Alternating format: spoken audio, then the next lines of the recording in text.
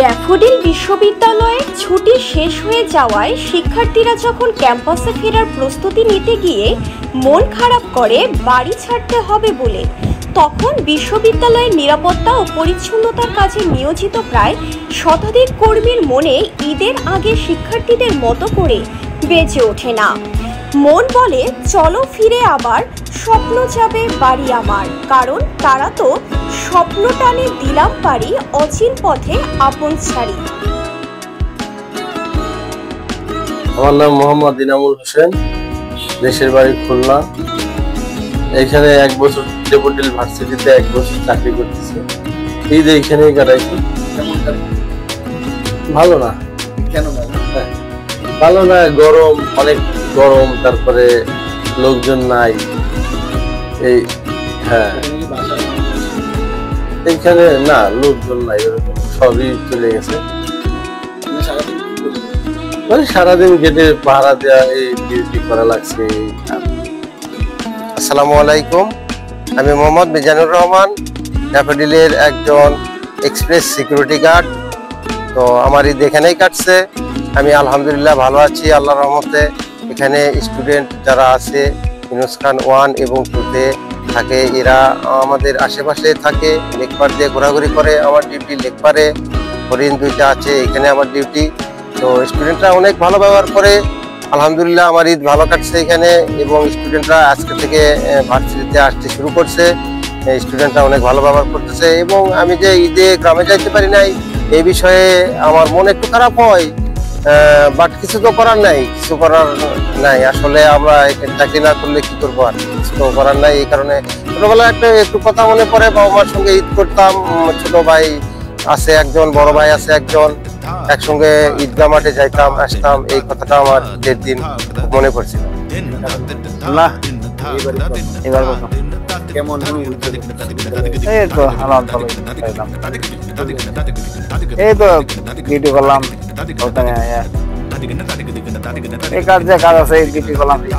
আমার নাম খলিলুর রহমান, বাড়ি পাবনা। এখানে কাজ করতে 4 বছর। বাড়ি চিনিতে যাওয়া হয় না, এখানে ভালোই কাটে।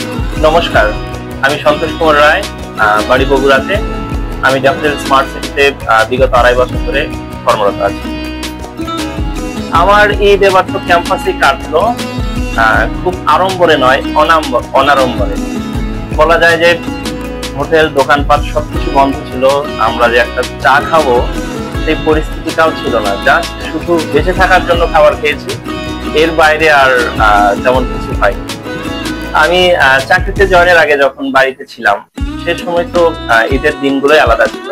যেহেতু আমি হিন্দু ধর্মাবলম্বী, বাট আমার ফ্রেন্ড সার্কেল যারা ছিল তারা ঈদের সময় ইনভাইট করতো, আমি যেতাম। একটা আলাদা বিষয়ে ভালো লাগা কাজ করতো। আর ঈদ সালামের বিষয়টা আমি প্রচন্ড মিস করি এখানে। পুজো ঈদ দুটোই খুব ধর্মীয় বিষয়, প্রচন্ড সেন্সিটিভ। আমি ঈদে যেরকম সময় কাটাচ্ছি কর্মরত অবস্থায়, বাট পুজোতে কিন্তু আমি ছুটিতে কাটাই। সে সময় যেভাবেই হোক ছুটি ম্যানেজ করে নিয়ে আমি পুজোয় অংশগ্রহণ করি। আমার সময়টা তখন খুব ভালো কাটে।